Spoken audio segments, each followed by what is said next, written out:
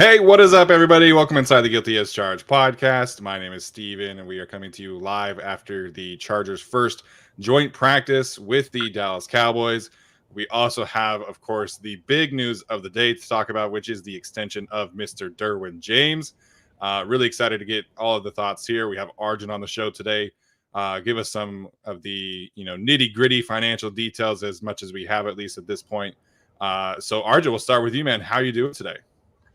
I'm doing pretty well. I mentioned it on the training camp recap, but the Derwin James news was the first thing I woke up to, where I had your guys' DMs. I had Brad Spielberger from PFF texting me, and I had someone else that I talk contracts with text me. So woke up at like 7:15, 7:20 to that, and was kind of just that was a great way to start the day. Yeah, I get to work from home on Wednesdays from time to time. And so I was working from home today. I was literally right about to hop on my Peloton bike. And then I get the notification from, I think it was Andrew Schultz who broke it first. And then Rappaport and everybody like that. And I was like, okay, Peloton can wait for a few minutes. Got to, get on the Twitter and see what's up. So it was definitely a good morning. Alex is here as well, man. Alex, what's up? How are you doing tonight? Doing good. Woke up to I didn't wake up to the Derwin James. I woke up at 4:30 on the East Coast. What the fuck am I talking about? But the Derwin James news was very cool. It's cool that we finally got it. It took a little longer than we wanted, but it's here and we can stop asking about it. Yeah, it was so classic. I did an article last night. It got published at like 7:30 about why Chargers fans shouldn't be worried about the contract. And then, of course, it happens super early in the morning. So didn't even make it 12 hours, but it's all good. Tyler, what's up, man? How you doing tonight?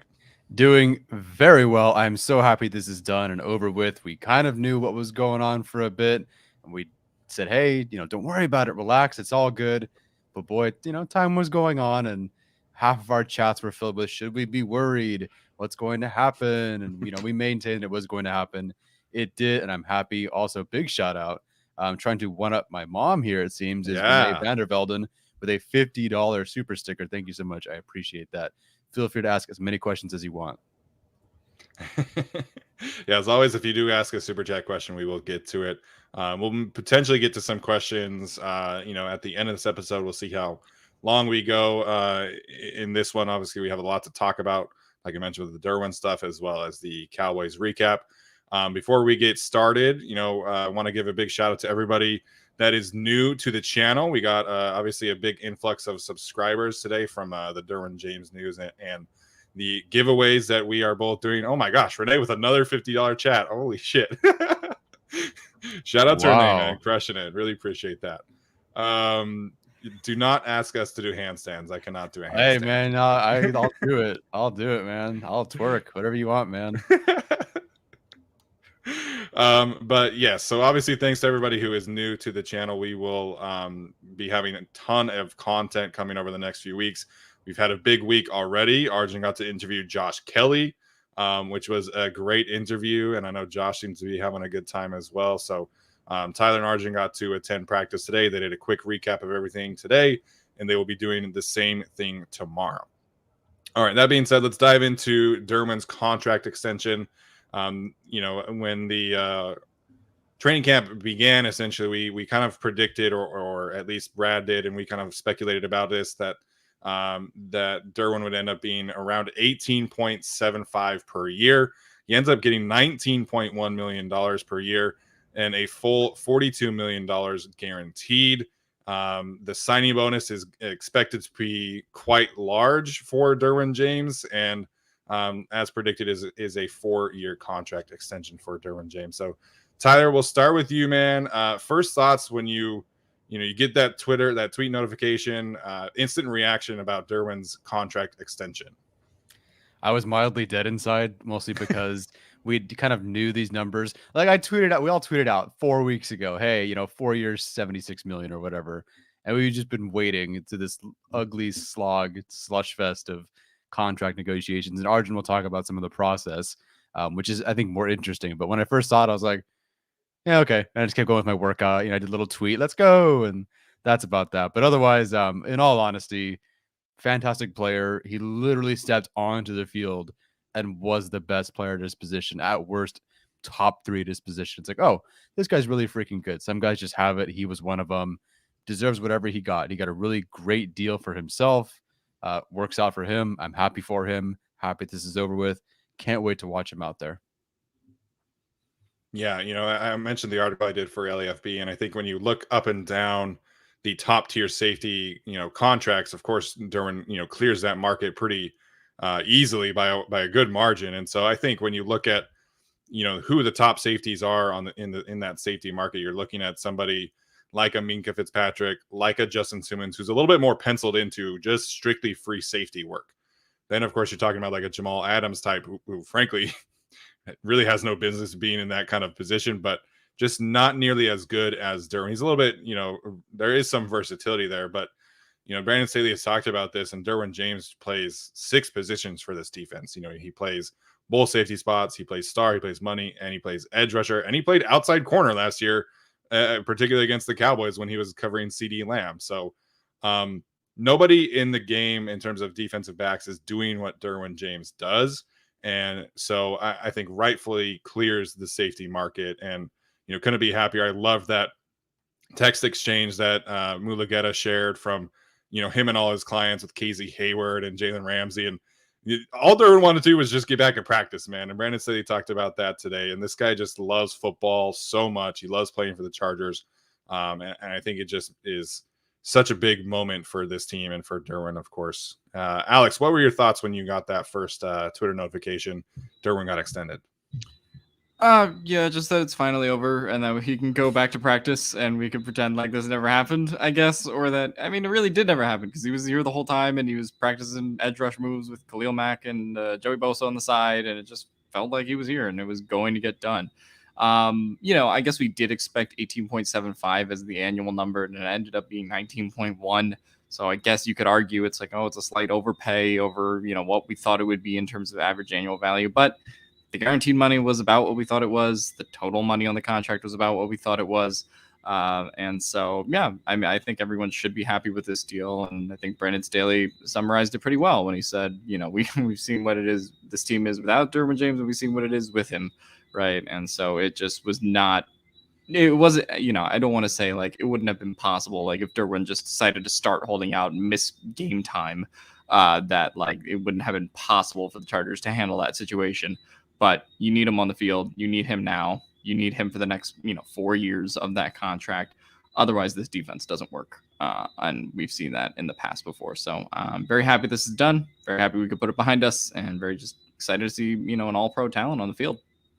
Yeah, Arjun pointed this out, just the EPA per play of the Chargers defense. And in a very specific instance, right, against the Chiefs, you could really see the clear value of Derwin James on and off the field and what he provides to this team. And Brandon Staley's talked about the record and just the value that he brings. So, Arjun, you did a great instant recap of the news in your Derwin James jersey this morning.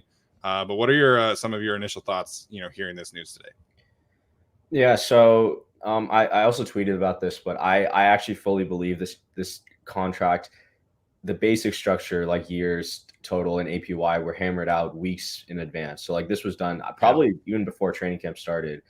But the final piece or pieces was the guarantees, and it wasn't really just fully guaranteed. It was the injury guarantees in year 3. Now, at the time we're recording this, there hasn't been any news of the actual or like full detail of the contract, so I can't really like break that down. It's gonna be me doing my projections, but I do have some insight that I'm able to share now that the deal is dropped. So according to some sources, what happened in this negotiation was the Chargers initially obviously offered the first extension. So this is going to be important for some of our listeners here. So the Chargers initially offered Derwin that, and they gave the first offer, but the first offer was kind of a lowball. Like they kind of lowballed Derwin to the point where Derwin's agent team at Athletes First were like, just send us another offer or we're not even going to like engage in these negotiations. So the way I interpreted that was like, okay, the Chargers probably didn't even offer Derwin a market resetting deal, which, I've done these negotiation competitions And like I know that if you're the team side, you kind of want to come in low and then work your way up. So like I understand, and I mean I'm sure the Chargers think that Derwin's one of the best, if not the best safety in the game. But yeah, that's kind of how it started. The Chargers kind of lowballed Derwin a little bit to start the negotiation. They came back with a new offer, but because the first offer was pretty low, the rest of the negotiation process took a little bit, and they had to grind out some of these intricate details just because of the first offer. And I think that definitely played a part in how long it took to get this deal done. But they did get it done, and at the end of the day, this is, I would say, a more player friendly deal than team friendly. And judging by some of the numbers that have come out about the contract, I think Derwin and his agent David Mulugheta is, in my opinion, the best agent in the game. Definitely got a great deal. And as we start talking about the contract and breaking it down on like over the cap, I'll kind of explain about like why this is a pretty good contract for Derwin and why it's actually pretty difficult for me to kind of like piece everything together. But overall, a pretty good contract for Derwin, and I'm just happy that he's practicing again. Yeah, so just to answer some questions here, are we talking like lower than Fitzpatrick, or are we just talking specifically? Well, it looks like low ball could mean a lot of different things, right? Like the contract ends up being around $900,000 more per year than Minka, and $4 million more guaranteed than Jamal Adams, who had the previous highest mark. So are we talking about like lower than Minka, or are we talking like how?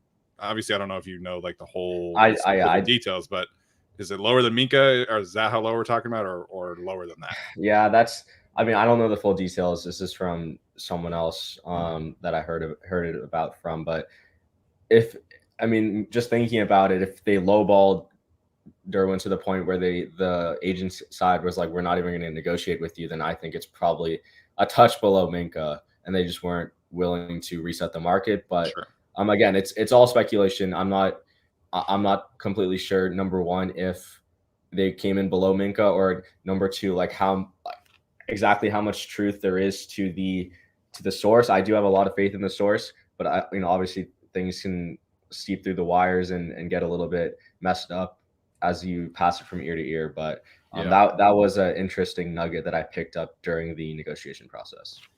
Yeah, I mean, I don't question who you would have heard things from, whether it's true or not. I understand.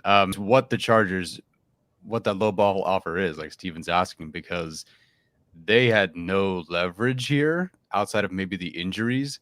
But Brandon Staley has been so committed to Derwin James, and they've been so committed to Derwin James that, I mean, you look at the end result of the contract, right? Even though they lowballed and they were hoping to maybe meet in the middle or something, they couldn't even meet in the middle in the end, because it really seemed like Derwin James' side had all the power here in the end. That's why he got 19.13 or whatever it was. So interesting to hear that they lowballed him, but I'm just curious if it's more, like everyone's thinking right now, was it more of a low ball because you never start, like pawn shop stuff, you never start with the big offer, or what? But whatever, we're good now. Yeah, I mean, like Arjun said, I feel like anybody who's negotiating is not going to start with like the best offer. Like you're going to start and work your way up. So the fact that it took this long, I'm sure that played a part in everything. And Brandon said these comments yesterday kind of made me think like, oh, like they're trying to not necessarily pay him as a cornerback, but they're trying to like significantly reset the safety market to potentially be like a little bit more on par with the cornerback market. Because if you look at the disparities between the two, it's pretty significant, right? Like there were 5 safeties on a yearly basis who make more money than Minka Fitzpatrick. There were 8 cornerbacks who made more money in terms of guaranteed money than Jamal Adams. So I think obviously from Derwin's perspective, from his agent's perspective, they're trying to make sure that this safety market is truly reset, and it's not just like, oh, we just have to clear Minka. Like they definitely had a clear mission in making sure that they really reset the market. Mm-hmm. All right, Arjun, do you want to get into some number crunching? Oh God. No, sorry, I keep clicking the wrong thing. Yeah, so I'm going to share my screen real quick. First, before we do over the cap, I wanted to share. I wanted to share like the breakdown that I do for like all the contracts, so you guys can see my screen, right? Cannot see your screen yet. There you go. There we go. Okay. So if you guys don't follow me on Twitter, I've been posting about this kind of stuff for the past like couple of weeks. But basically, I created a model to predict how long we can expect a player to play, given the contract details that they signed. So basically, given a lot of the contract details like years, APY, total, I'm able to predict the probability or the likelihood that Derwin James plays each year of his new deal. So we're only looking at 2023 through 2026, so the 4 new years of his extension. So basically, I had to ballpark the signing bonus, which I think is around $20 million. And also I had to ballpark the fully guaranteed, which I'll get into a little bit later. But basically, we can expect this to at least be a 3-year deal. Like he's going to play at least until 2025, which is the 3rd year of his extension. But in the 4th year of his deal, there's only about a 37.5% chance that he plays that year. So it's unlikely based on the model, but again, it's all probabilities, it's all likelihoods. Just because it's unlikely doesn't mean it won't happen, right? Like that's just what probability is. And judging that, the model doesn't take into account, it does take into account if the player's a star or not, because it is taking into account contextual factors like total and APY. But Derwin's team captain and everything like that. So I think for the most part, he probably will play out this deal and either get a new extension by the time he hits the 4th year of his deal, or he might get cut, or he just plays it out and leaves the Chargers after. But given how much Derwin is valued by this organization, I can fully expect him to play out each year of the deal. But happy to answer if you guys have any questions while I pull up over the cap. Yeah, just for our audio audience, Arjun's currently sharing a tweet that he already sent out, just ballparking essentially the likelihood that Derwin James plays every single year on this existing contract. And so you're looking at 99.99%, obviously, for the first year, 93.98 for the second year, 79.63 for the 3rd year, and then for the 4th and final year, like you mentioned, 37.48. So this is a model that you and Tej and everybody kind of came up with, or how'd you guys get this started? No, so this is just me and Brad Spielberger, salary cap analyst at PFF. We put this together over the summer and kind of just been using it to talk about new extensions and contracts. So glad I was able to do it for Derwin before the season started and basically apply some of the model findings to his contract. Yeah. I get a lot of questions about this all the time. And we've talked about this before, but the way that the contract was reported, obviously, is kind of a little misleading. Ian Rappaport and Adam Schefter both said that Derwin gets $29 million in the first year of his contract. Can you clear that up a little bit, Arjun, in terms of like what it does for the Chargers cap number? And I guess we can kind of talk about this on the over cap part, but I saw some people on Twitter pointing out like, oh, they're paying him $29 million this first year. What does that really mean, though? Yeah, so that's a good question. So when they say Derwin James is making $29 million, that basically means that the money that he's bringing into his bank account is $29 million in year 1. So at the end of 2023, he will have made $29 million from this new contract. What this doesn't mean is the Chargers will be paying Derwin James $29 million against the cap on their cap sheet in 2023. In reality, his cap hit is more likely to be around, this is where I'm putting the numbers together, about $11 to $12 million right now. And that's what his cap hit is likely to be. And, you only have so many characters on Twitter and you have to get a breaking news extension out. Right. So when Schefter and Rappaport tweet out, he's expected to make $29 million in year 1. That's what the player is expected to make. And that's not really what the team is putting against the cap for that given year. Cool. Yeah. So I have over the cap up on my side, so I can share that. Oh, okay, cool. And another thing I wanted to point out for some of the listeners, just to help educate everyone in this space. Rappaport, Schefter, they both said Derwin James is making, or he's getting $42 million in total guarantees. Now, there is a fundamental difference between total guarantees and fully guaranteed money. Fully guaranteed money means at signing, you automatically have that in your bank account. So, or not, well, yeah, technically it's pretty much in your bank account, like at signing. But total guarantees does not include things like injury guarantees or vested guarantees such as like roster bonuses. So for someone like Derwin James, where I was talking about how like the sticking point in the negotiations to me was injury guarantees past the second year, I think that's where his total guarantees was a little bit inflated. And in reality, his fully guaranteed money was in the 37 to 38 to $39 million range, if that makes sense. No, I think that definitely makes some sense. Quick shout out, of course, to Renee, who's done more super stickers, as well as both of Tyler's parents in here. I'm gonna retire with the super stickers. So very productive super sticker day for the Guilty as Charged podcast. So, all right, the thing that unless do we want to dive more into like the structure, or we want to move on a little bit? I mean, I think at this point it might help to have Over the Cap visualize some of the structure. So it's up to you, Arjun. Yeah, no, I'm okay. So I don't think I've ever tried to like use Over the Cap in stream. So I think it's a little bit slow on my end. That's okay. You should see me do spreadsheets. Everybody's been giving Tyler shit over our stock exchange thing, which, oh, by the way, Alex, you went up $4 for your stock markets this week. Wow, $4. Can I buy another player? When do we get No, to but that you ironically almost bought a bunch of Easton Stick stock, and maybe you should have. Yeah, Tyler, yeah. Do you mind trying to pull up this like contract thing on your side, and then absolutely. like this just isn't working for me.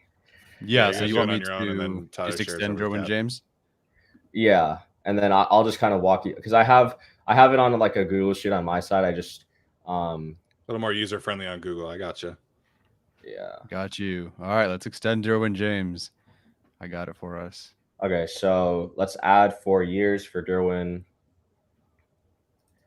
And the first thing we'll do, we'll set the signing bonus. So it's actually going to be a different like part of the website. Oh, so if you like cancel this out real quick, and then you go to the top left, and it'll be the interactive, and then you do contract constructor, because this way we'll also be able to measure his 2022 cap hit with the sign. Love that. Love these ads. That's great. Fire off in the chat. I just lost half of our group. Okay. Oh my goodness. Purdue Global, shout out. Yeah, Okay, is that slow for you also? That it is. Yeah, it absolutely hates me right now. That might just be a website thing. Okay, we might just have to use the. Go back. I'm sorry. I thought I was trying this before the stream, and it was working fine. It's live TV is. It's live TV, man. Yeah. Okay. Oh, like the technical support down there. Just kidding. All right. Okay. I think I can just share it from my screen then, and then because if yeah, that'll just be easier. But all right, yeah, I got Trump ads popping up like crazy, so go for it. Alex is losing it. Apparently, I'm a super committed. Forget it. All right. Okay. So wait, so Tyler, when you get to the over the cap, like how it's like not letting me. Okay. Can you see my screen now? Absolutely. I just had to pull it up. You're good now. Okay. Yeah. So first thing we'll do now that we finally got this working, we'll set the signing bonus to about $20 million. So I believe Aaron Wilson said the signing bonus was just north of 20 million. So I guess I'll make it like 20.5. Just so Didn't in your tweet you say 22.5? Oh yeah, that was me guessing, but I didn't see Aaron Wilson's tweet at the time. So Gotcha. if he said it was like just a hair above 20. So start off by that. Then God, they he also tweets so much. said his year one cash flow was 29 million. So basically to do that, we'll just take his signing, we'll take 29 minus 20.5. So that pretty much means his base salary in year one is $8.5 million. So, and then obviously this has to be fully guaranteed.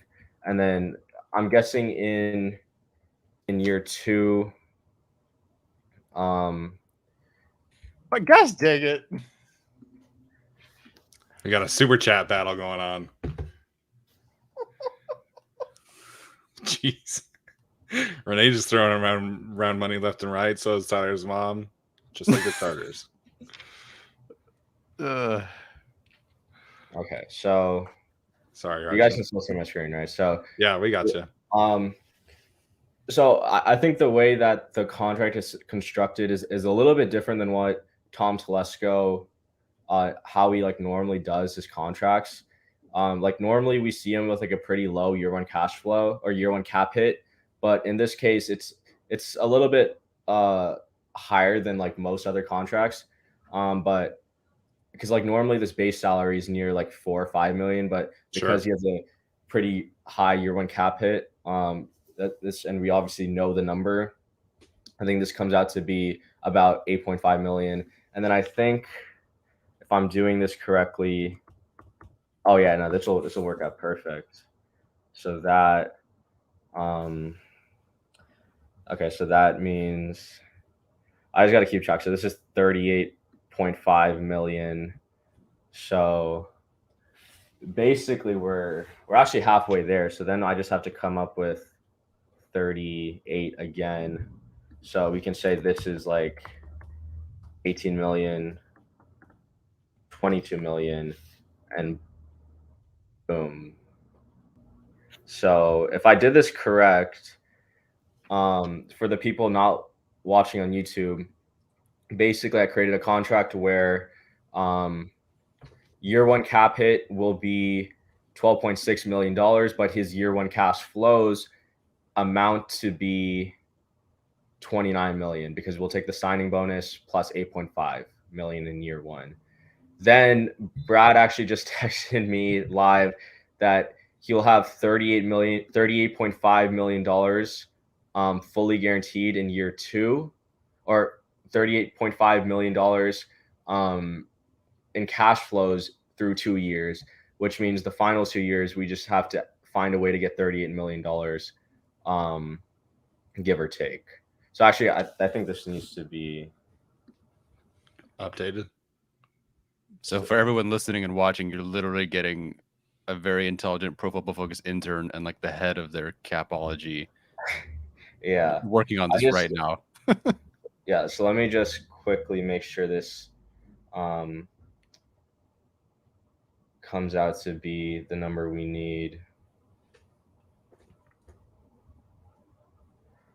Because the other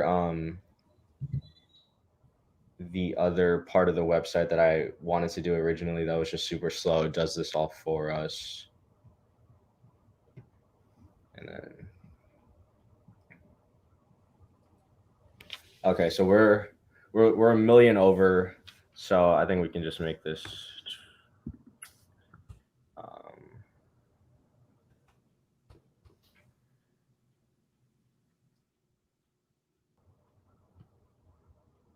okay. So apologies for the long pauses here for our audio audience. Yeah, no, I'm really sorry. Okay, so this last change, and I think this will be good after. So this amounts to 4 years, $76 million. So, and this is another thing I wanted to bring up. The contract was reported as 4 years, 76.532, and the 0.532 is interesting because .532 represents the 17th game check that got put into place last year. So previously, all these new contracts were under a 16 game schedule. Like that's how they were constructed, that each player gets paid for 16 games. But technically, the 17th game didn't get put into place for Derwin. So what the Chargers did is for the new contract, they did factor in the 17th game. But for the 5th-year option that he has, the $9,052,000 in 2022, they added $532,000 to the end of his extension, and so that represents the 17th game check from this season. Does that make sense? So what this means actually is, in reality, the new extension is pretty much a 4-year, $76 million deal. I don't really think it's a true $4,076.5. I think it's a true $476. So I don't think I was wrong in saying that Derwin James isn't going to break $19 million. I think he landed exactly on $76 million, which, you know, according to some sources that I had during the negotiation process for the past couple of weeks, it was going to land on 76, and I think it really did. So I think this contract does a good job of kind of showing that. The last thing to mention, and I don't really want to add it, but I guess I'll add it. So as you can see here, the guaranteed money on this deal is $20.5 million plus $8.5 million, which is $29 million, plus the $9 million fully guaranteed money in year 2, which only makes this fully guaranteed $38 million. But like I said, it was reported that the total guarantees, not the fully guarantees, was $42 million. So the last part of the deal is adding an injury guaranteed of $4 million. Now, this does not count towards total guarantees, but the injury guarantees is something that Justin Simmons specifically has on his contract. And this is something that I believe Mulugeta negotiated for the 3rd year of Derwin's deal, so that if he ever gets hurt in year 3, he'll still recoup about $4 million in that deal, which brings his total guaranteed, not fully guaranteed, up to $42 million. So I think I did this right, and I think this is how the contract breaks down. But let me know if you guys have questions in the chat, and if this is too confusing, because I think people might have questions, but I don't think they're going to ask. Well, I'm laughing at Chorizo Compapa's comment where he says, Arjun reminds me of my physics professor. I just nod my head and pretend I know what he's talking about. Too afraid to ask questions so that I don't confuse myself further. I feel some of that. But Arjun, you did a great job explaining it. You know, and for our audio audience just that's curious about this, Arjun has the cap numbers essentially at 13.15, 12.6, 13.1, 22.1, and then 25.1 for the duration of the contract. So if you're doing some quick math at home, it actually takes I think $4 million away from the Chargers this year in cap space, which would put them about 10. And then next year, of course, you have to add 12.6, which means the Chargers would be at about $24 million in the red as it currently stands. But again, that number probably changes. You're talking about Chargers potentially carrying some cap space over. So just wanted to mention that part of this whole financial quiz, if you will. Arjun, do you want to hit transactions just so we can see what it all looks like? Sure. And for the people that are joking with me in the chat, I don't really want to explain this again, but they can hit rewind, Arjun. It's okay. Yeah, they can rewatch this later. Yeah. But yeah, so like Steven said, this will put us about 24 million in the red. Still have about 10 million to carry over, assuming no in-season moves. And I mean, I've kind of talked about it. They're probably going to restructure Bosa, restructure Keenan potentially, and then cut Michael Davis. So that will free up space. And I think that was kind of the goal with some of the draft picks over the past couple of years. I can't believe we just got paid $750 to listen to Arjun break down cap stuff. Appreciate it. There we go. That's why we have Arjun here. So great stuff there. I do want to talk briefly about what Arjun is talking about next, which is obviously the Chargers' future contracts, because they have a lot of guys making top tier dollars at their respective positions. Of course, you're talking about Joey Bosa. You're talking about J.C. Jackson, Derwin James, all this stuff, and Justin Herbert extension is coming soon. So the Chargers next year, like we said, after this contract puts them about $24 million in the red. They'll have 50 players under contract, which does include already some of their undrafted free agents from this year, like Trevon Bradford is included in that, and so is Raheem Lane and Letty Brown and stuff like that. So the Chargers will have to be a little bit more flexible than they traditionally have been going forward here, but this is the price that you pay for putting together a contending level team. So Alex, I don't know if you've looked at the cap sheet very much next year, but I wanted to allow you to kind of jump in here. Anything stand out to you about some potential Chargers that might be on the chopping block next year, might be on the restructuring block next year, or anything like that? I mean, we've talked about Michael Davis already, even prior to this, contract in this situation. He's probably a likely cut anyway, just because of how his contract's structured. And, then you get to restructuring Khalil Mack, restructuring Joey Bosa. I actually wanted to ask Arjun a question because obviously the last year of the Derwin James contract is the first year, right, of when Justin Herbert's new contract would kick in. So if we kind of simulate it to what we did there, that Derwin James cap hit is about $25 million or so in that final year. Do we ever get into potential restructure territory with that? Or, in terms of that 37% that you had that he makes it to year 4, obviously a lot of that is about variance and the guaranteed money. But do you think there's any chance that, with the number of Chargers that will eventually be coming up for extensions and stuff like that, that Derwin could eventually be some kind of, I don't want to say sacrifice towards the Justin Herbert contract, but, with the injuries and stuff, could it kind of, play out that way, say in year 4, based on what his cap hit is now? Because it seems like in terms of cash flows, obviously he's getting a lot of that money up front, but then the cap numbers do, progressively go up. Then again, the cap also will go up too. Yeah, that's a great question. And I think you're right in the sense that we have to be thinking about when these deals are going to be affected by Herbert not being on a rookie deal. And the thing with that is, like, I think the Chargers have set up their roster building to where they have a lot of these big contracts come off when Herbert finishes rookie deal. So Keenan will be done in year 5 of Herbert's deal. Same with Mike. And ultimately, I think it's tough. I think if Derwin stays healthy for the next 3-4 years, I would definitely be open to him restructuring his deal and pushing some of those base salaries into that final year and just paying him a huge lump sum of money. But I think it's dependent on if he can stay healthy. And again, he's a great player. Availability does matter a lot in these type of things. And if you're paying Derwin, my cap number is $24 million in the final year, I mean, you'd kind of hope that he can play at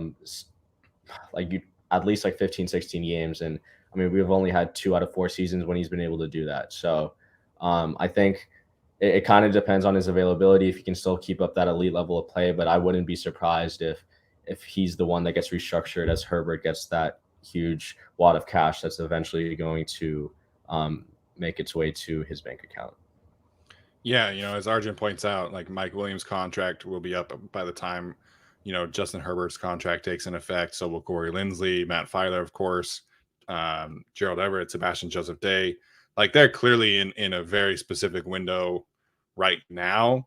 For what it's worth, I know Tyler has the screen up here, but you're talking about restructuring Joey Bosa next year, saving you $15.28 million. Restructuring Keenan Allen saves you $8.9.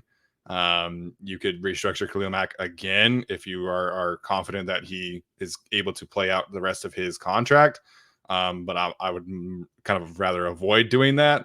You can restructure Corey Linsley, save $6 million. And there are other things that you can do as well, like extending Corey Linsley, extending Austin Eckler, and pushing some of that down the road. So the Chargers are in a flexible state right now. They're just going to have to be willing to do these things at a higher level that we haven't really seen them, because they haven't really needed to over the last couple of years. Of course, with Justin Herbert on a rookie deal, you don't really need to restructure many of your players once you're planning for, this win now window. You're going to have to do more things to creatively manipulate the cap, and I think that they will. I mean, they don't really have a choice because they have to add players. So, I expect them to be flexible in the next couple of years as well. A couple of people mentioned in the chat. What do you guys think about Matt Filer next year as being a sort of cut? They don't save a lot. They'd only save $6.5 million. I know everyone at this point wants Jamari Salyer on the field somehow. Which I totally get. I understand. Center, quarterback, whatever. Like they just want him on the field. How do you guys feel? Arjun and I talked about this. We said barring bad play from Matt Filer this year, of course, we'd still rather see him out there and not rush the succession plan. Though, if Jamari Salyer is an incredible guard and they have him as depth, and that's just where he is for an extra year, you could be doing a lot worse rather than cut Filer, put in Jamari. Now your depth is worse. And so I think we're both in favor of keeping him, barring, some dramatic drop off in player health. What do you guys think? Yeah, like you guys, I share that same opinion. I think, we assume Michael Davis is a cut candidate because, he had struggled last year. There's significant resources poured into, replacing him. And I think obviously, you're talking about Jamari Salyer from a talent standpoint, potentially being able to, take over, but he's a 6th-round pick. Like he's basically a free player right now. So as long as Matt Filer is playing like he did last year, I'm not super interested in cutting him. I'm like Tyler said, you're not saving a significant amount of money. And, he is a free agent after 2023. So I'm of the mentality that you could potentially restructure him. I don't even know if that saves them any money. It doesn't save them any money. So I would just rather keep him and, rather have good depth than worry about a depth problem later on. I concur. Yeah, I don't really get restructures, to be honest. Yeah, no. So, Filer wouldn't get restructured. Technically, next year's the last year of his deal. So, right. Unless, the only way we'd lower his cap is by extending him. Which, if they move him to right tackle, I would be in favor of. Well, if they move him to right tackle, but pay him like a guard, or pay him like a guard first, and then tell him, "Oh yeah, we want to play you at right tackle," then I'd be totally in favor of that. Yeah. I think another interesting one for me is Gerald Everett. They would save $4 million by cutting him, which isn't a ton. But, if you're talking about Donald Parham taking a step forward, Trey McKitty taking a step forward, maybe the draft class at the tight end position is really, really good, which it certainly seems like is the case right now. Yeah. I think there is a world in which Gerald Everett kind of doesn't do enough where he's essential to this team. And so saving the $4 million could be something to consider there as well. Yeah, someone's gonna have to be sacrificed to bring some other guys back. Are you moving on from Kyle Van Noy, moving on from Nasir Adderley? Because I know that we think JT Woods maybe is a succession plan there, and it might have to be for cap reasons, but that seems like a big jump right now. Are you moving on from Bryce Callahan, who's apparently been amazing in camp, looks amazing? Yeah, you're starting nickel, Storm Norton or Trey Pipkins, Morgan Fox, DeAndre Carter. Yeah, they're going to have a more expensive right tackle regardless next year, whether that's a draft pick or whether that's a veteran. They're paying Pipkins and Norton that combined like $2 million. Well, I think a really smart idea based on Trey Pipkins' play so far in camp is that we can extend him to potentially, open up some short-term relief cap space, right? Give him a big contract. A good big contract. I don't think the Chargers would have to necessarily pay him a ton if he plays well, which it certainly seems like 27. Jeez. Who, Pipkins? Yeah, I didn't realize he was that old on his rookie deal. Yeah. Of course, got to bring back our guy, DeAndre Carter, Alex's big guy. Yeah. It's not going to cost that much. He would be the same cost he was this year, I would assume. I know, but you're talking about well, he's going to have a breakout year, so. He had a breakout year last year, and he got the same amount of money he got. So Washington didn't keep him, so the market got that. So I think he's 29 years old too, so I think that's just kind of a ceiling at this point. Yeah. All right. Well, definitely wanted to talk about some of the stuff that's happening there, but unless there's anything else contract related, we'll move on quickly to some Cowboys Chargers talk. Is that cool? Works for me. All right. So briefly, we'll give some Health updates from Brandon Staley that were, in his press conference today. Looks like Kenneth Murray should be back at practice in some capacity next week at the start of training camp. Brandon Staley did kind of outline a 4 to 6 week window. So next week would be the 5th week of that window. So potentially ahead of schedule. I highly doubt that means full capacity, right? But would expect him to do some position drills and things like that as they kind of ramp his process up a little bit. Less than great news about Donald Parham. Looks like he still is considered week to week as he deals with that hamstring injury. Sounded like Brandon said he doesn't really expect him back at practice anytime soon. Also missing from practice today were linebacker Damon Lloyd, receiver Joe Reed, and edge rusher Emeka Egbole. Damon Lloyd was dealing with a minor ankle injury. Egbole, another soft tissue injury. And then Joe Reed was just sick. So I know Tyler pointed this out. He walked out to practice with his pads on, then walked back. Maybe we had a little Lamar Jackson situation. I don't really know. But he seems to be at least physically healthy in terms of like his ligaments and bones and muscles.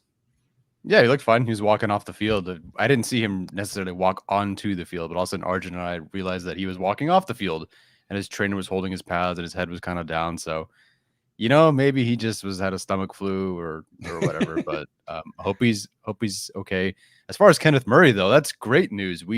He's technically behind schedule based on where they projected him to be months ago, but now he's ahead of schedule of that 4 to 6 week timetable. Or if he's not ahead of schedule, he's at least got the earlier, return time of 4 weeks or whatever it is, which is great because I really didn't think that if he returned in 6 weeks, I didn't think there's any chance he'd be ready for week 1. And so 4 weeks now, you can kind of ramp up if it is Monday. And if they're not being extra cautious about it, he can finally ramp up. And it does seem like he'll be ready week 1. But now there is time for them to adjust what they're going to do at linebacker. So does this now mean that does Kenneth Murray just swap in right there? Does he play Will? Is there no longer a chance for Jamal Davis or Emeka Egbule to make this roster because Van Noy is now an edge rusher? Is Eamon Ogbongbemiga officially, or whoever the 5th guy is he no longer even kind of required because Murray's healthy? I don't know. It's a very interesting development. I didn't realize it was going to happen so soon, but I mean, that's great to hear. They need him to be healthy, and I'm glad it looks like he's trending that way. Yeah. I think the big thing is the Kenneth Murray deal. I mean, just if he can get back and get a couple good weeks of practice under him, then this Chargers team is obviously a lot better off for it because we were talking about, okay, he might practice the week of the Raiders game. And then obviously you would still have to have Kyle Van Noy at linebacker. You would still pretty much have to keep your current configuration and just kind of work him back into it. For the fact that he's back, 2 weeks ahead of like what the worst, potential timetable was, I think is generally a pretty good thing. Obviously, it's going to come down to staying healthy, and we'll see what the other domino effects on the roster are. But that's really good, and it seems like everything else is pretty minor right now. Obviously, Donald Parham's hamstring is kind of something to watch. In these, I don't think he's probably going to play in either of these last 2 preseason games as a result. But just hope he's ready for the regular season week 1, and obviously kind of take your time with that injury, given the fact that you don't want to re-aggravate it and then potentially miss some time in the regular season as a result. So good news in the Kenneth Murray direction. Seems like everything else so far is pretty minor. Yeah, in terms of the linebacker rotation, I was able to listen to the NFL Network stuff while I was working today from home. They said a lot of things that were like frankly bullshit today. But they were asked about they were specifically talking about Kyle Van Noy, and they seem to imply that they've heard from within the building that the Chargers' plan is to keep Kyle Van Noy at linebacker as long as Chris Rumph is developing the way that he has, and they trust him to. Looks like we lost Alex there for a second. So they expect Chris Rumph to be their edge 3, and as long as he's playing well, that will still be the case, which leaves Kyle Van Noy at linebacker. If an injury happens, if Chris Rumph kind of struggles, then Kyle Van Noy will move more often to the edge rusher. I think he still will play a role there, but it sounds like they think Kyle Van Noy is going to be basically their middle linebacker play caller, well, outside of Derwin James. But yeah, it sounds like Kyle Van Noy is linebacker Kyle Van Noy, not edge rusher Kyle Van Noy. I mean, I love that, especially if Chris Rumph is doing so well. And if he's, and he looks great, right? He looked fantastic. The last time we saw him, he was dominating. So if we're getting a much improved linebacker core and an improved Chris Rumph at edge 3, and sure, some Kyle Van Noy at edge as well, that's a best case scenario. I didn't think it would end up like this, but this injury to Murray kind of forced some things to change. And I think it's brought out some good stuff in Rumph and Kyle Van Noy that maybe they didn't expect. Sure. And I love hearing this.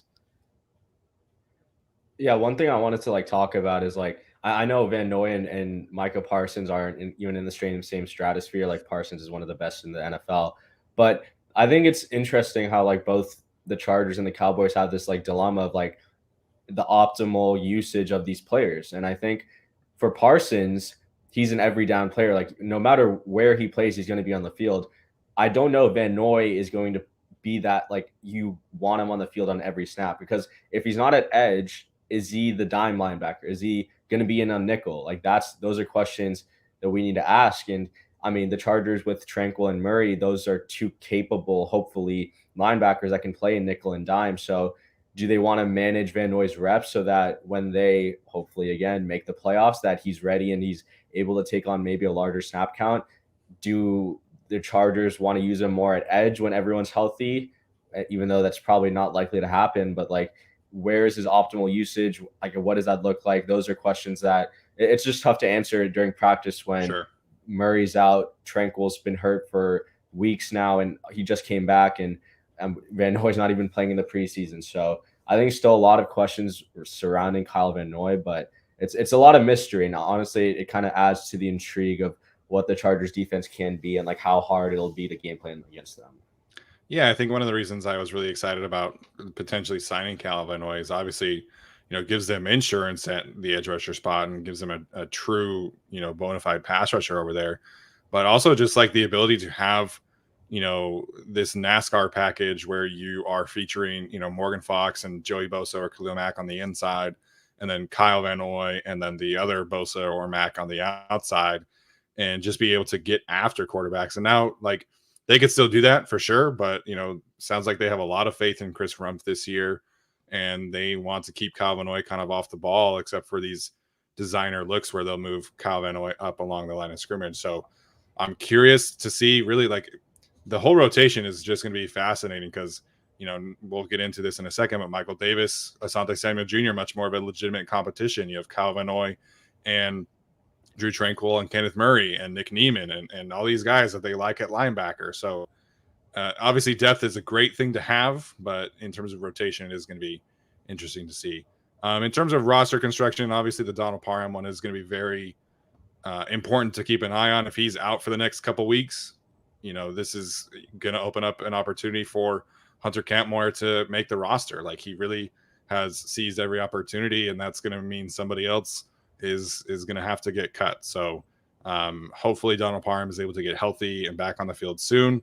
Not to say that will keep Hunter Campmoyer off of the roster, but I think we'll just need to have a much clearer picture, as we approach the final 53 cut down. Or Gabe Neighbors, who's now a glorified tight end. Yeah, which is definitely something to talk about today. All right, let's get to some of these takeaways from the Cowboys joint practice today. Again, we'll do this a little quicker than we maybe initially planned. Tyler and Arjun did do a quick breakdown earlier today, but didn't seem like a great day for the offense. This is something that everybody was really kind of talking about, including the two of you, including Brandon Staley, including Austin Eckler. That can happen, which is the whole thing about joint practices is that it's kind of like restarting training camp all over. So defenses kind of come in and have a significant advantage over the offenses. And it sounds like that happened today. It sounds like Micah Parsons in particular was a bit of a game record today, or practice record, I guess. So Arjun, what did you see from Mr. Parsons and the problems that he was causing for the Chargers offense? Yeah, so Parsons, I mean, first of all, he took Pipkins' lunch money on back-to-back snaps. And I mean, I said this in the recap video. but maybe like people like I thought I'm supposed to be the young blood, but people can't go back to like old school, like an AI crossover. Like I feel like that should be like standard. Like okay, Parsons cross Pipkins up. Like that should be like pretty straightforward to like understand, right? That like you beat him on an inside move. Yeah, I mean, Micah Parsons isn't exactly a refined pass rusher. He's very disruptive, but Yeah. we're not talking about Joey Bosa over here. Yeah, but like even if unorthodox, he gets the job done. But yeah, Parsons.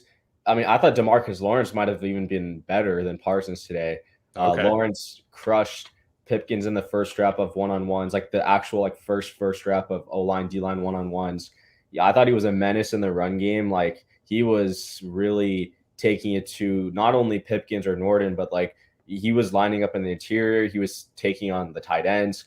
I have a clip of him like he got hit by Pipkins, then he got blocked by Everett, and then he shed both of them to make a tackle for loss in the backfield. So I thought Lawrence and Parsons really did a good job against the Chargers offensive line, and it was mainly the right side if we're being completely honest, and it was mainly just the tackle, being completely honest. But I don't think it was. I don't think it's wrong to say that the Chargers offense was bad today and they lost the day. Even if they weren't prepared for anything, that's not really the point of like what we're trying to say. Like even if they were prepared, it was, and this was the same outcome, we'd be saying the same thing that they lost. So that's kind of like my biggest takeaway. Yeah, I know some Chargers fans are like, "Whoa, don't overreact. It's just a practice." Like, I get that. Like, we're not trying to overreact to anything.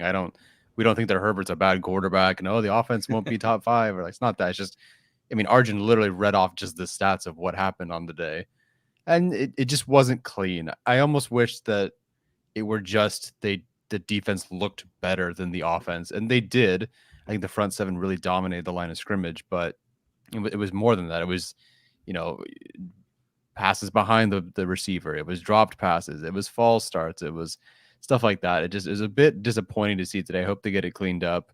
Not all bad today, but I would say the defense for the Cowboys certainly held the offense. On the flip side, though, it did sound like the defense for the Chargers whooped the Cowboys. Of course, there are moments, especially when you can't tackle, when you can't hit, where you're not as aggressive, where the offense is probably going to win. But it sounds like Khalil Mack beat up Tyron Smith pretty good. Yes. Some sort of that looked great. Kyle Van Noy had a pick or whatever. Something like Davis had a couple. So it sounds like the defense did really well. And I asked someone on the team, and apparently the defense just kicked their ass. Where's the word that I got? So great to hear on that. They'll be on our side of the field tomorrow, so we'll get a better sense. But going to work on some things on offense. I think if they clean it up, you're already doing better tomorrow. And then on defense, if things are looking like that, I'm feeling pretty good. So no sky is falling, but the offense didn't look so great today. Right. Yeah, no, I mean, I think the defense looking good is good. And even in comparison to last year's game against the Cowboys, Terrence Steele actually did a really good job against Joey Bosa last year. And it sounds like from Cowboys media that he did not do a good job against Joey Bosa today. I guess Trey Pipkins can relate in a sense to that struggle. Yeah. But yeah, so it's not the end of the world, especially not in terms of like the right tackle competition and all of that kind of stuff, maybe, which is what people were kind of like so doom and gloom about. Although it is kind of like, okay, well, we had the struggles against Micah Parsons last year, and we're still having those same struggles this year. He's a generational talent. I mean, he's one of the best, pass rushers in the league. And DeMarcus Lawrence, as Arjun said, is no slouch either. No one would put him in their top 10 pass rushers probably, but I mean, he's a really elite player at what he does. So for me, that's not the end of the world. But at the same time, the Chargers did struggle, offensively against the Cowboys last year and kind of what they were able to throw at them. That was a game early in the season where you had like the Jared Cook illegal shift penalties, and they just didn't seem like they were totally ready and all together there yet. And maybe that's, kind of the same case, not the same point in time in the season, but, still early, still getting their stuff together.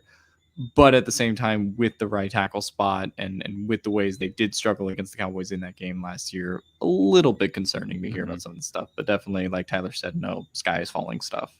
Real quick, just to clarify for something, and Arjun and I talked about this already, but Herbert was playing with the cadence and the snap count, and they were also trying to run some hurry up. So if there were issues with false starts or even just the offensive line not looking so good today, Herbert was trying to play with things that he's not usually doing or didn't do before. So that might have affected things today. Yeah, no, I definitely noticed that they were doing hurry up stuff.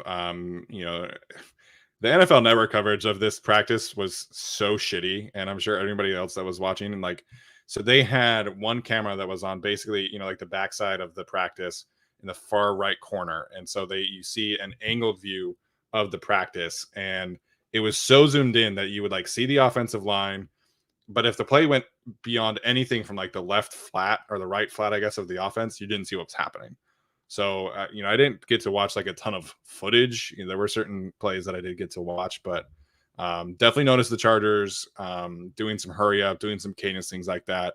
Saw Justin Herbert doing a couple checks on some instances, which was good. I will say that at this time last year against the 49ers, that it was much worse against the 49ers than what we saw today, at least based off of what was happening. And if you guys remember, Rashawn Slater did not practice against the 49ers, and neither did Brian Bulaga.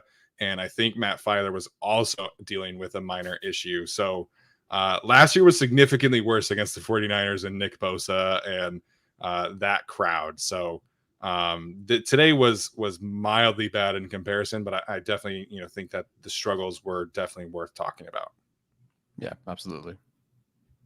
Apparently some guy named West Coast Cowboy was live the whole time. That man's gonna get copyrighted, so good for him, I guess. Mentioning the defense, I guess they definitely had some really great moments. Bryce Callahan continued to be Bryce Callahan. They showed 2 pass breakups from him. They did show the Khalil Mack. I guess it would have been the time that Kyle Van Noy got the interception, so it was kind of a twist between, I think, Morgan Fox and Khalil Mack, which ultimately forced Dak Prescott to get in a rush situation. Sebastian Joseph Day did have a sack himself, and Troy Reader was able to, he was kind of, I think he was doing a hook to curl zone concept, and he went and shadowed Dalton Schultz for a second, got a pass breakup. So the defense, from what I saw, definitely had some good moments today. Sounds like everybody is in agreement there that the defense was kind of gangbusters, which makes sense. The Cowboys have no receivers. And their offensive line has really kind of struggled out the gate. So good day for the defense, not so good day for the offense. Mm-hmm.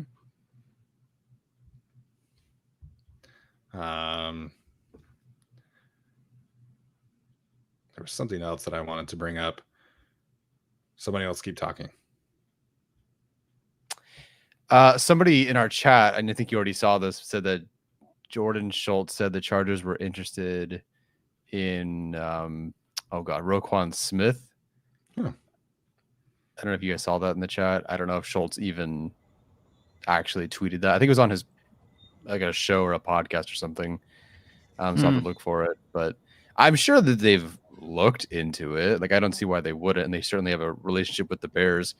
2 trades already, and Telesco's tenure, players over there, players over here. So I think that tweet, like, if I remember there's one tweet by Jordan Schultz where he was like, these are the possible destinations that he could land, and Schultz literally listed 12 teams. So like, okay, gotcha. I think that was the Roquan tweet, if I'm not mistaken. So it's not like, it's not like being on that list is super special. There's 11 other teams, and that's like 1/3 of the league. So that's Jordan Schultz for you. So Eddie G was. Go ahead, Alex. I was going to say the Chargers just gave Derwin James $76 million of not my money. They can give Roquan Smith $60 million of not my money if they really want to. Eddie G did point out I guess Roquan was interested in the Chargers, which, I mean. Sure, yeah, I would be too. Sure. So some other things that I want to talk about is Michael Davis obviously had another good day himself, had an interception today. That competition has really ramped up from what I saw on TV, which was only, I think, 4 series. It was all Michael Davis with the first team. Asante only came in when they would go to dime packages. And then it was essentially dime package was him and JT rotating for that last defensive back spot. So, that could have just been the thing today. JT Woods did force a fumble that we were saying earlier in the chat. Kind of seems like Asante, I don't want to say like doghouse, but I think he's much further behind than we would be hoping at this point. Yeah, if this was the plan, like if it was, it's weird because if it were competition, maybe we'd get some sort of Storm Norton, Trey Pipkins thing. You rotate a series, every other practice, every other week or something. But it's so heavily Asante Samuel Jr. So if it were ever a competition to begin with, like a real one, I feel like they would have done that. But now they're at this point where it's a big flip flop to Michael Davis. But then is Asante Samuel Jr. your plan in week 1? Because you wouldn't have him all of a sudden lose the starting reps as we're trending towards. We're less than a month now, 3 weeks away from week 1. Like, why would you trend away from that? So we'll see. Like I talked about like on Discord and I think on Twitter, we knew before Otito was jumping in with the ones that one day of practice that there was going to be an intentional shakeup that had nothing to do with the depth chart. It was just to change up matchups for different looks. But it just feels kind of different. Like the interior defensive line, they're rotating. Like I get that they're changing things up. They've been doing that. This secondary thing with Davis, it feels a bit more relevant. But then again, on the other hand, Davis is playing with special teams. Asante Samuel Jr. for the most part is not. Like he'll get some run. Ficken does have a lot of the DBs doing that, but Davis is the guy on special teams, whereas Asante Samuel Jr. is not. But then again, does that change now? Like I don't know. It's a very I don't think it's going to change. I think they are committed, and regardless, Davis is a cap casualty, I think, next year. So I think they have to commit to ASJ, but I don't know. I didn't expect it at this point. Like I conceded. I thought Davis was going to get a legit a legit shot to be corner 2, and it never happened. So I conceded that, okay, ASJ is the plan. And then all of a sudden it's like, oh yeah, Michael Davis is not only starting the last 2 weeks, he's killing it. He's crushing it. And even in the preseason, it's very small sample size. He looked great. Asante Samuel Jr. had the pass interference penalty. So this is something to watch for sure. I don't know how it'll play out over the next couple of weeks, but I did not expect this. The thing that I don't want to happen is they pick one to start and then they do what they did with Tavon Campbell last year. It was like, oh, he earned the right to rotate in. And like, if you choose a starter, that should be who you start until they get hurt or until it's literally like 2 or 3 games of bad play to where you only make the switch while you're game planning. Like, I don't want the switch to be made in game. It just like ruins the chemistry, ruins what you game plan for. And then the other note is like, so I was doing like a basically a breakdown of like coverage stuff. Like I created like a new coverage metric for PFF, and like I posted a thing on Twitter yesterday. Like I think Asante Samuel's rookie season, like it was okay, but I think it was a little bit overhyped. Like I think on a play for play basis, he wasn't like really that consistent, and especially after the first couple of weeks, his play kind of fell off. Now I will give him all the benefit of the doubt. The 2 concussions he had in like a 4-week span, that definitely affects your play.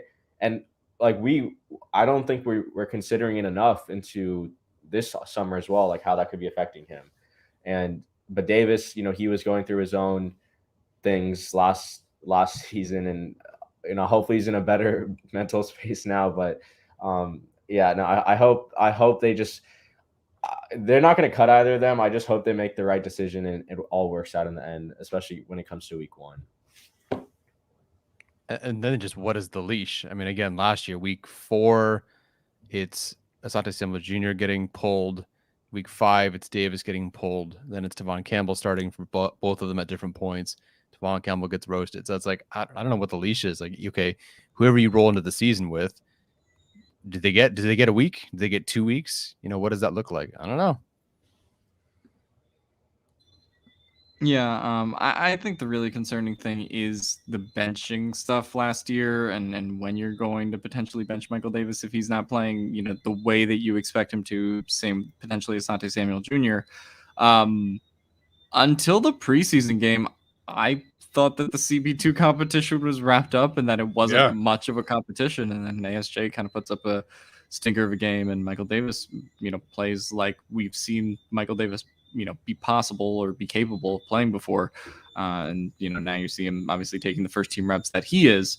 So, Yeah, this is kind of an unexpected battle, I guess, in my opinion, and it's not going to matter quite as much as like right tackle battle, for example, because Michael Davis and Asante Samuel Jr. are both going to be on the field a lot, regardless of which one is outside CB2 in that sense.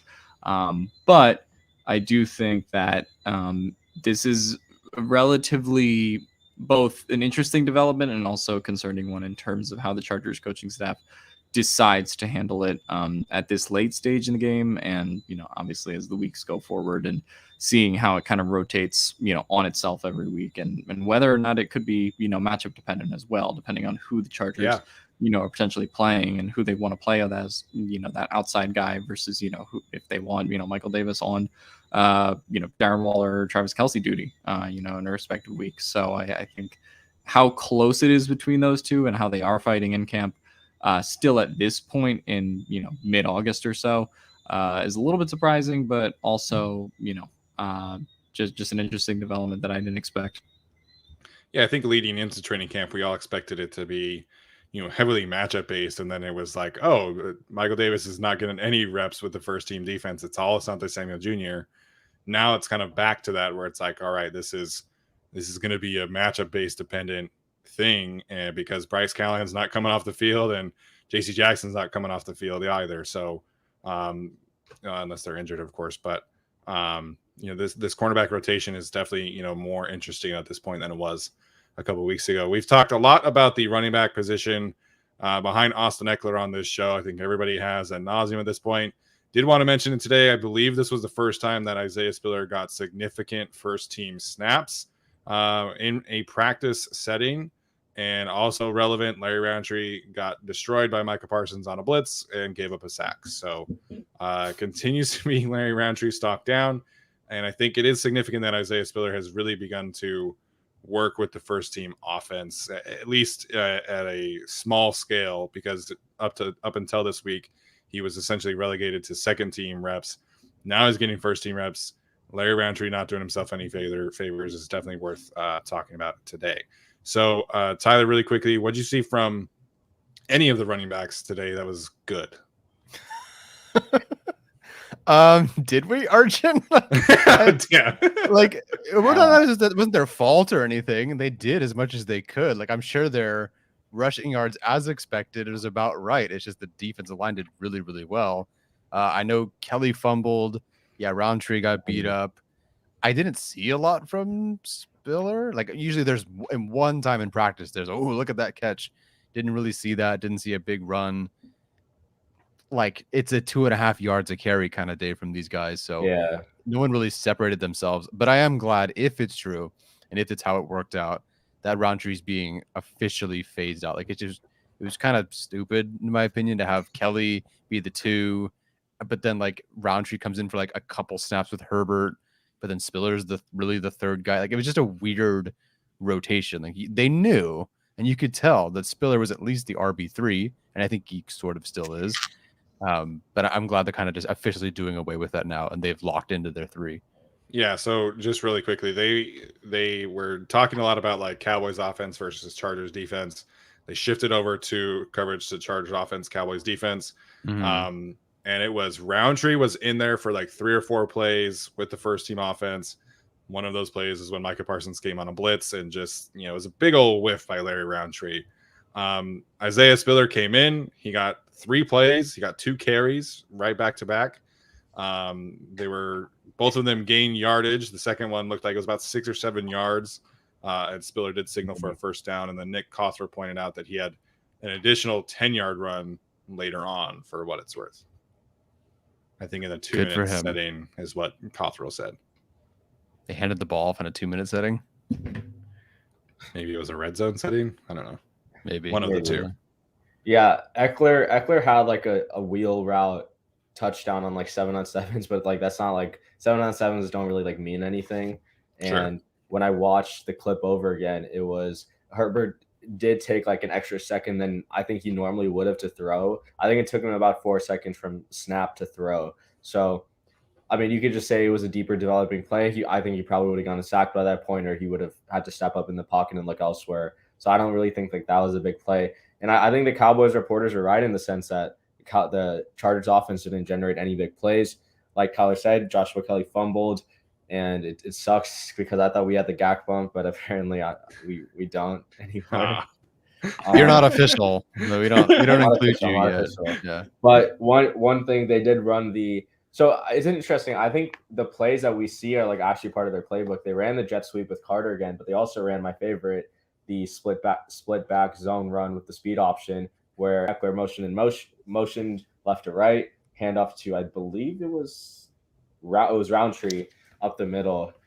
So they ran that again, only like 4 or 5 yards again, just because the defense was putting on a clinic, but pretty good showing from some of the backs, or not a good showing from some of the good backs today. Yeah, I guess the Larry Roundtree thing is the most interesting one, just because we saw how little he ended up playing, of the preseason game, and it kind of leads to what Tyler said of, potentially him being phased out, in favor of them just keeping 3 running backs, or maybe them, keeping him on the practice squad or whatever, as opposed to the 4th running back spot. And each mistake, even, that's Micah Parsons, but each mistake kind of does get magnified. We know about the 2 fumbles earlier in camp, obviously from Larry Roundtree. So the fact that we're sitting here today and it's like, well, he's losing playing time. It feels like he's losing reps, and he's still kind of making some of those mental mistakes.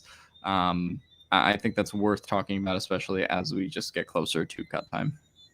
Yeah, I mean, he's in danger of being cut, obviously, and at this point, I can't really justify keeping him when I'm talking about Donald Parham's injury making Hunter Kampmoyer more necessary. I'm talking about Michael Bandy and how he's kind of showed out, had a good practice himself today, it sounds like.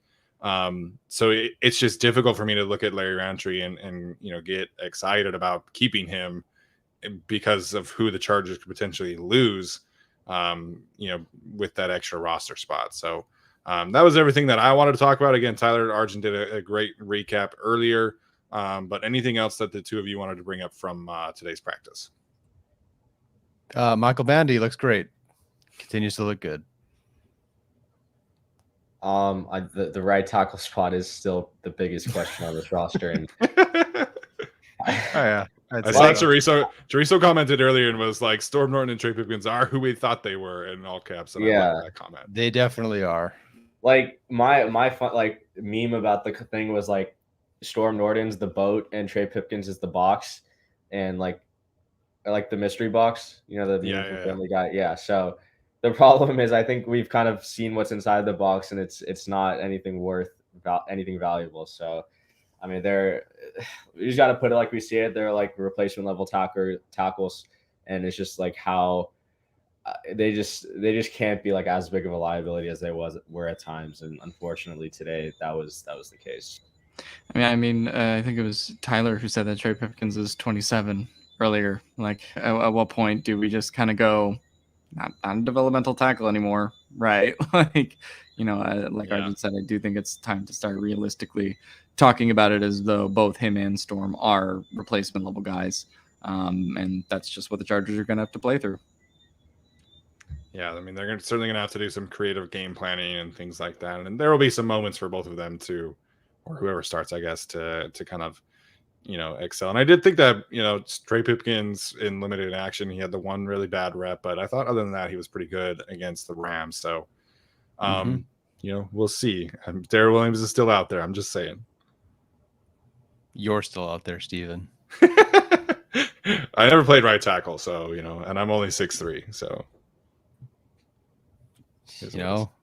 fans are cool with Sawyer out there.